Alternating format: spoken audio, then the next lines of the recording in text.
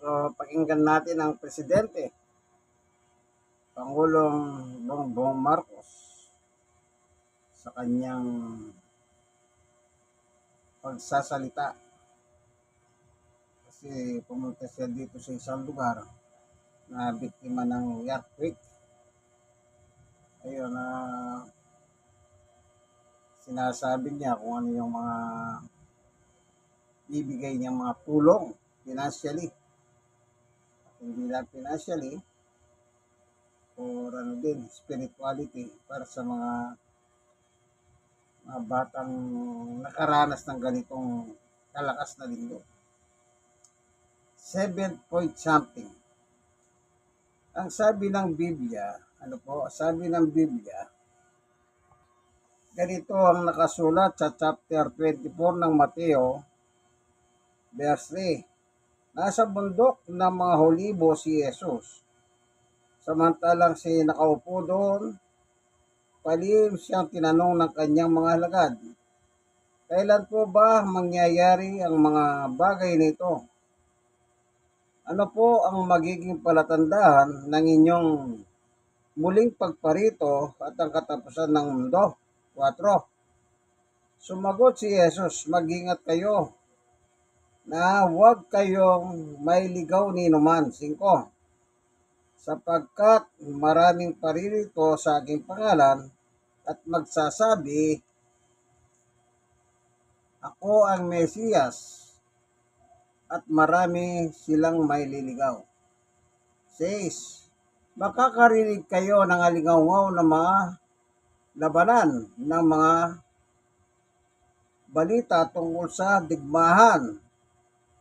Huwag kayong mabagabag dahil dapat mangyari ang mga ito. Ngunit hindi pa ito ang wakas. Sapagkat magkikipagbaka ang bansa laban sa bansa, sa kapwa bansa, at ang kaharian sa kapwa kaharian. Magkakagutom at lilindol sa iba't ibang dako. 8. Ang lahat ng ito'y pasimula pa lamang ng paghihirap.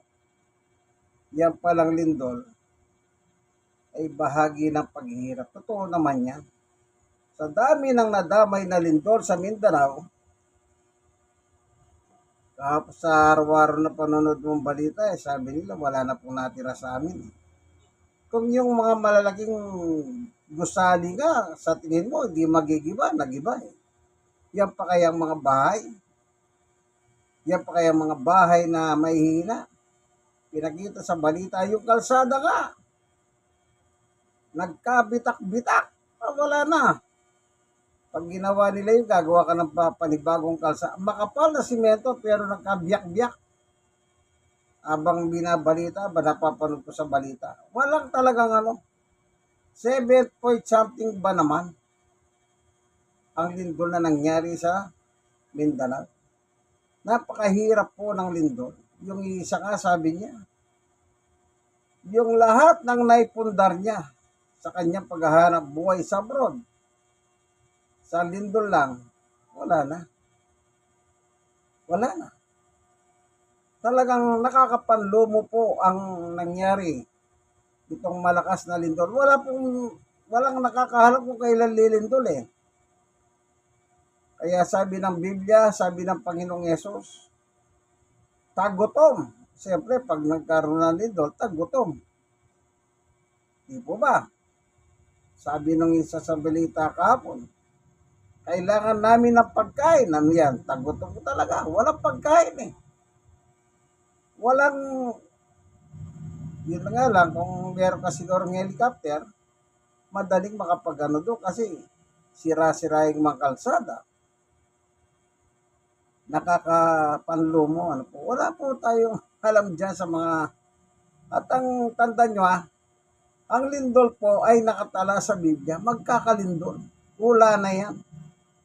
Matagal na panahon na po yan nung nangangaral pa ang ating Panginoong Jesucristo sa ibabaw ng lupa. Binanggit na niya yan. Isa yan sa mga sign Kasi ang tanong, kailan po mangyayari? Yan, may tanong kasi. At ang sinabi ng Panginoong Yesus, magkakaroon nga ng tagutom at mga lindol. Lilindol sa iba't ibang dako. Hallelujah. Pakinggan natin muna si Pangulong Bongbong Marcos sa kanyang pananalita dito sa Ito, mga tulong na ibinibigay natin, magbibigay tayo sa, nabigyan ko, si Mayor, nabigyan ko ng 100 milyong piso from the LGSF para maayos yung kanilang City Hall, yung sa General Santos City Hall. At lahat ng pamilya na meron silang casualty na biktima, nasawi, ay magbibigay tayo ng 50,000 para sa kanila, para sa tulong dun sa kanilang naging malapit sa kanila na namatay. DBN naman ay magbibigay ng pondo mula na naman sa LGSF para sa infrastruktura sa Sarangani province at saka sa South Coast. At meron din damage dito doon. Pero dito talaga ang pinaka-Sarangani is really the hardest hit. Kausap ko yung mga teacher at sinabi ko sa kanila, alalahanin nila na traumatizing itong experience para sa mga estudyante, para sa mga bata.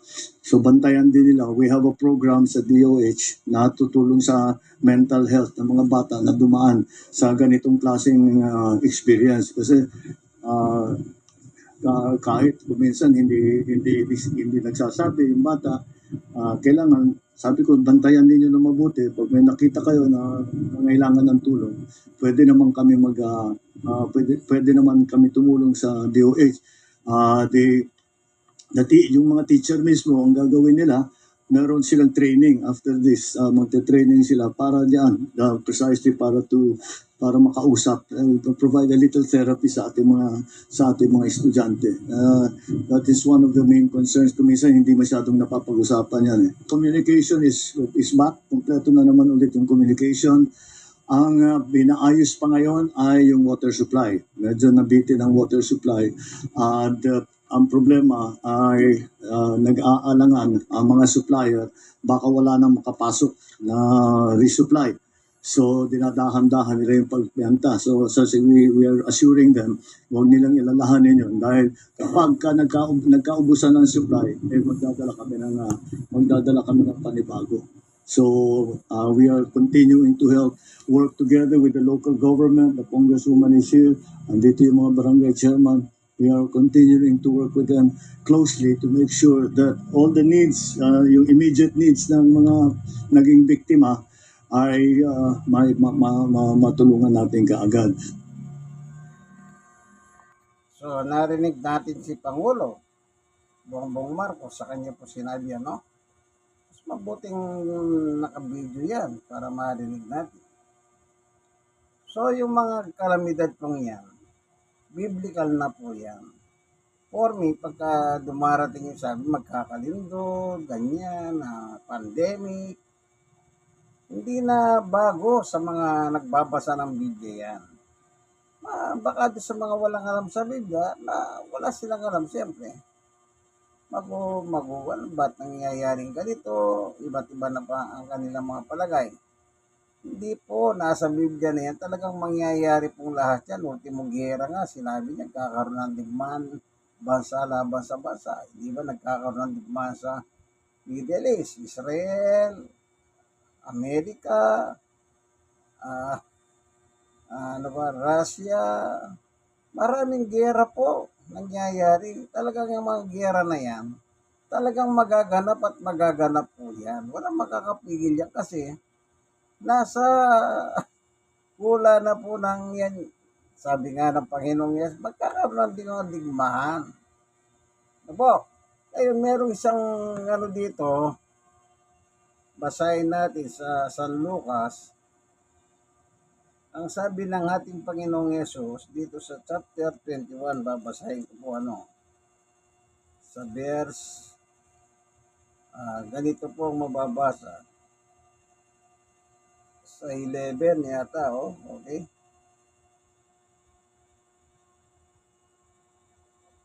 dito. Ang sabi po rito sa 21 ng Lucas 10, ganito nakalagay. So, simulan na natin sa 7. Tinanong nila si Jesus, Guro, kailan po mangyayari at ano po magiging palatandahan na ito'y magaganap na? Sumagot siya, mag-ingat kayo at nang hindi may ligaw ninuman, sapagkat marami ang darating sa aking pangalan na magsasabi ako ang Mesiyas at dumating na ang panahon. Huwag kayong susunod sa kanila. Yan ang sinasabi. Yung magsasabi nga kung Mesiyas. Sino ba yung nagsabi na siyang Mesiyas sa ating bansa? Walang iba kundi si Apollo Caryong Kibuloy. Alam nyo ba si Kibuloy? Kaibigan dikit po ni Duterte yan. Nung maaresto po siya, lahat ng ari-arian ng kingdom ni Kibuloy, ipinasa niya po kay Duterte. Kasi makukulong na siya eh. Hindi na siya makakagalaw eh. Pero ang sabi ng iba, lahat daw ng yun ay paghahari ni Duterte. Kumbaga, pinagkatiwala kay Kibuloy sa simbahan. Kasi po, pag ang pera mo, napakarami, pagkakatiwala mo sa simbahan, hindi na po yohodit yan. Hindi na pakikialaman yan. Kaya ngayon, nasa kay Duterte na, sabi nga ng mga tao, sa kanya rin galing yan, galing sa nakaw yan. Sabi nila, kaso, naalala nyo, bakit ang daming ibinabayad ni Duterte sa kanyang abogado? 150 million buwan-buwan. Sa loob ng isang taon, naging bilyonaryo po si Nicholas Kaufman. Saan galing ang pera na yon? Mag-isip naman kayo ng dahan-dahan. Tama siguro ang mga sinabi ng mga meron na yung pera ni Kibuloy ay talagang pagmamayari ni Duterte. Hindi ba nung tumakbo siya? Lahat ng ari-arian ni Kibuloy nagagamit niya. Aeroplano, lahat. Kasi nga, yan ang sabi nila, sa kanya naman ng lahat ng yan. Kumbaga pinagkatiwala lang sa isang simbahan para hindi po makalkal ng gobyerno. Totoo yan. Okay, kaya sabi ni Jesus, huwag kayong susunod sa kanila. Kung sino man yung magpapanggap na ako'y Mesiyas, yan si Kibuloy nagpanggap. Anong sabi niya? Ako ang pipirma sa inyong kaluluwa. Hindi kayo makakapunta sa kingdom, kundi kayo dadahan sa akin. Ako may hawak ng inyong kaluluwa. Ayan. Ano yan? Siya na po yung Mesiyas na peke. Fake. Okay. 9. Huwag kayong mabagabag kung makakabalita kayo ng mga digmahan at mga mapangimagsik.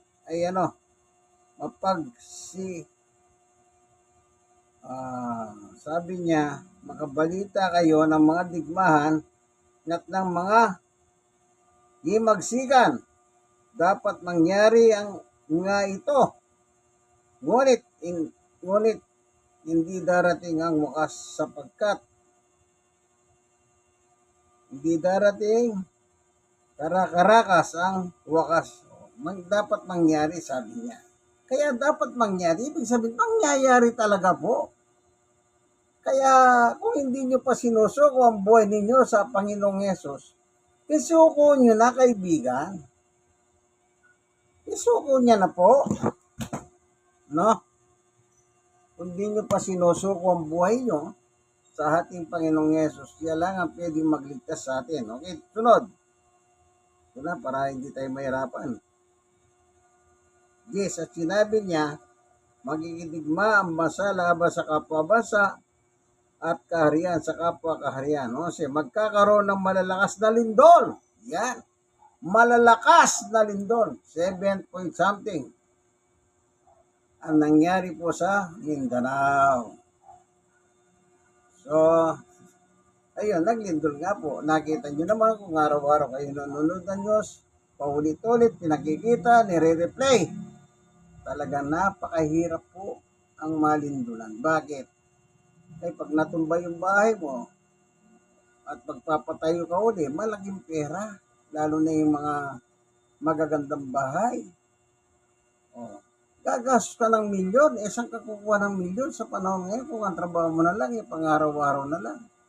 Halimbawa, nagtrabaho ko sa abroad, nakapagpatayo ka ng magandang bahay at wala ka ng trabaho pa, paano-ano ka na lang sa Pilipinas, sa pagkatapos malindulan ka. Napakahirap pong bumangon. Mahirap talagang bumangon kung sa literal. Pero huwag tiwala lang kayo sa Diyos. Ang Diyos naman ay andang tumulong sa lahat na nangangailangan. Ganyan ang Diyos eh. Anong sabi niya? Magkakaroon ng malalakas na lindol, magkakagutom, at magkakasalot sa iba't ibang dako. Ano yan? Salot. Sakit. Magkakasakit. Kung minsan, di ba, yung sinabi nila, wala kaming tubig, wala kaming CR, paliguran, wala sa. Anong nangyari? Sakit. Ngayon, napakahirap po. Sa sila natutulog. Sa labas, nakatet, ang init ng panahon, kaibigan. Ako, napakahirap. Paano kung umulan pa? Mas lalong mahirap. Ang dami pong casualty, ang daming na mga namatay. Hallelujah. No? May lilitaw ng mga kilakilabot na bagay at kagilagilalas na tanda mula sa langit. 12. Ngunit bago mangyari ang lahat ng ito, darating kayo uusigin, kayo dadalhin sa mga sinagoga upang litisin at ipabilanggo. At dahil sa akin, iaharap kayo sa mga hari at gobernador. 13. Ito na. Ito ang pagkakataon ninyo upang magpatotoo tungkol sa akin. Yan, dapat kung meron man tayong minamarites, walang iba kundi si Jesus. Ikaw ay salon. Huwag tayo tumulad sa mga marites. Yung alaga ni Mike Defensor, yung 18, kargador, marites, araw-araw naglulubid sila ng kasinungalingan. Sinabi nila ngayon, bandang uli, ay, nagkamali. Mali-mali pala sila. Ang masakit dito, ginagamit nilang ex-marine, pero hindi naman pala sila totoong ex-marine. Merong ex-marine talaga dyan, pero hindi lahat. Mas marami yung mga walang yak. Natanggal sa serbisyo, walang honorable, discharge sila, wala. Kaya sabi ng Marines, huwag niyong gamitin ang pangalan ng Marines. Kung natanggal kayo sa serbisyo, sa kawalang yahan ninyo. Alaga ni Mike Defensor yan, may pera, siyempre may pera. At sabi pa, empleyado daw ni Saldico, may pera na naman yan. Tagahatid daw sila ng maleta. Mali-malitang pera, basura. Sa mga politiko, sa mga pare. Kung sino yung kumukontra, sila yung pinapangalanan. Nakakatawa sila eh. Alam, para at alaga rin o gusto rin sa Senado ni Senador Rodante Marcoleta. yung Gudesa ba yun? Ay, nakakatawa nangyari doon. Parang comedy ang script. Nagtatawa na si Marcoleta doon. Tumayo pa. Ito basahin mo. Daan-daan ka kasi huwag kang magmadali. Sabi niya, wala na pala mabasa si Gudesa. Putol na. Pinagtawanan sila. Si Gudesa. Gudesa, nasaan ka na? Nagtatagon rin yata. Fake pa yung kanyang notaryo. Hallelujah. Sige po, ito ang inyong kaibigan kay Jesus, Brother Manny Bautista. Magdasal po kayo. Mainit ang panahon. Mainit ang panahon sa politika. Babayo.